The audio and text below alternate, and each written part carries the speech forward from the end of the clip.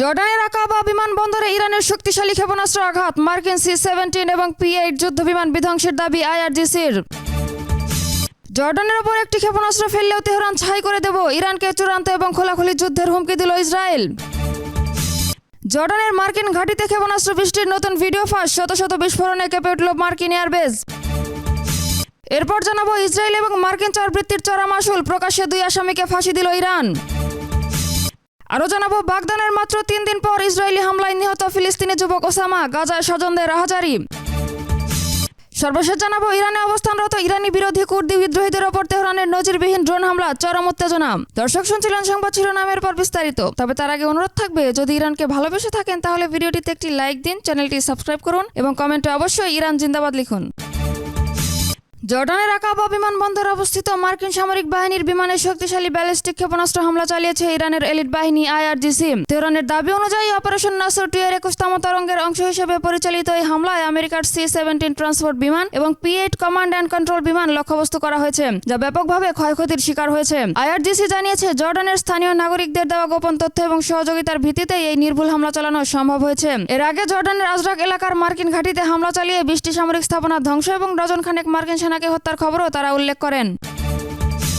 ইরানের ক্ষেপণাস্ত্র জর্ডানের আকাবায় আঘাত হানার পর এবং এক টুকরো ইসরায়েলি ভূমিতে আছড়ে পড়ার পর মুখ খুলেছেন ইসরায়েলের প্রতিরক্ষামন্ত্রী ইসরায়েল কাটজ। তিনি তেহরানকে খোলাখুলি সতর্ক করে বলেছেন, ইরান যদি জর্ডানের দিকেও আরেকটি ক্ষেপণাস্ত্র নিক্ষেপ করে তবে ইসরায়েল নিজ দায়িত্বে ইরানের মূল ভূখণ্ডে সর্বাত্মক এবং প্রলয়ঙ্কারী হামলা চালাবে। কাটজ স্পষ্ট করেন যে আমেরিকা নিজের সামরিক নীতি পরিবর্তন করলেও ইসরায়েল এক চুলও পিছপা হবে না এবং ইরানের যে কোনো সামরিক পদক্ষেপের জবাব দিতে তাদের বিমান বাহিনী সম্পূর্ণ প্রস্তুত। জর্ডানের মুওয়াফফাক আল-সালতি মার্কিন বিমান ঘাঁটিতে 2 দিন আগে সংঘটিত ইরানি ক্ষেপণাস্ত্র হামলার নতুন এবং স্পষ্ট ভিডিও ফুটেজ প্রকাশ করেছে তেহরানের প্রথম সারির সংবাদ মাধ্যম তেহরান নিউজ। 19 জুলাই সন্ধ্যা 7:11 প্রকাশিত এই ভিডিওতে দেখা গেছে রাতের অন্ধকারে একের পর এক ইরানি ব্যালিস্টিক ক্ষেপণাস্ত্র মার্কিন ঘাঁটির বুক চিরে আছড়ে পড়ছে এবং বিকট শব্দে আগুনের গোলক তৈরি হচ্ছে। এই সেই হামলা যেখানে 2 জন মার্কিন সেনার মৃত্যু এবং বেশ কয়েকজন গুরুতর আহত হওয়ার কথা মার্কিন সেন্টকম ইতোমধ্যে আনুষ্ঠানিকভাবে স্বীকার করেছে। দেশের অভ্যন্তরীণ নিরাপত্তা এবং আইন শৃঙ্খলা পরিস্থিতির উপর কঠোর নিয়ন্ত্রণ আনতে বড় পদক্ষেপ নিয়েছে ইরানের বিচার বিভাগ। 20 জুলাই এক সরকারি ঘোষণায় জানানো হয় যে ইরফান এবং গুল মোহাম্মদী নামের 2 ব্যক্তিকে মৃত্যুদণ্ড সরেজমিনে ফাঁসি কার্যকর করা হয়েছে। তাদের বিরুদ্ধে অভিযোগ ছিল যে তারা মার্কিন এবং ইসরায়েলি চক্রান্তে পা দিয়ে সরকারের বিরুদ্ধে দাঙ্গা তৈরি করছিল এবং একটি বিক্ষোভ চলাকালে ইস্পাহান শহরের দায়িত্বরত পুলিশ সদস্যদের রাস্তার পাশে সাইনবোর্ডের সাথে বেঁধে পাথর মেরে এবং পেট্রোল ঢেলে জীবন্ত পুড়িয়ে হত্যা করেছিল। ইসরায়েলি বাহিনীর নির্বিচার বোমাবর্ষণে গাজা উপত্যকায় প্রতিনিয়ত ঝরে যাচ্ছে নিরীহ প্রাণ এবং মানুষের স্বপ্ন।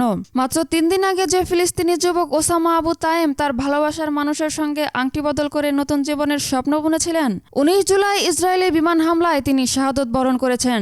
যে ঘরে বিয়ের আনন্দ চলার কথা ছিল আজ সেখানে বিষাদের ছায়া। সামাজিক যোগাযোগ মাধ্যমে তার বাগদানের ছবির জায়গায় এখন ঘুরে বেড়াচ্ছে রক্তে রাঙানো তার জানাজার ছবি। ইসরায়েলি বাহিনীর নির্বিচার বোমাবর্ষণে গাজা উপত্যকায় প্রতিনিয়ত ঝরে যাচ্ছে নিরীহ প্রাণ এবং মানুষের স্বপ্ন।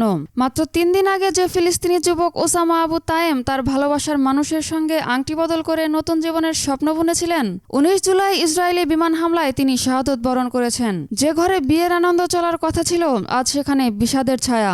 সামাজিক যোগাযোগ মাধ্যমে তার বাগদানের ছবির জায়গায় এখন ঘুরে বেড়াচ্ছে রক্তে রাঙানো তার জানাজার ছবি।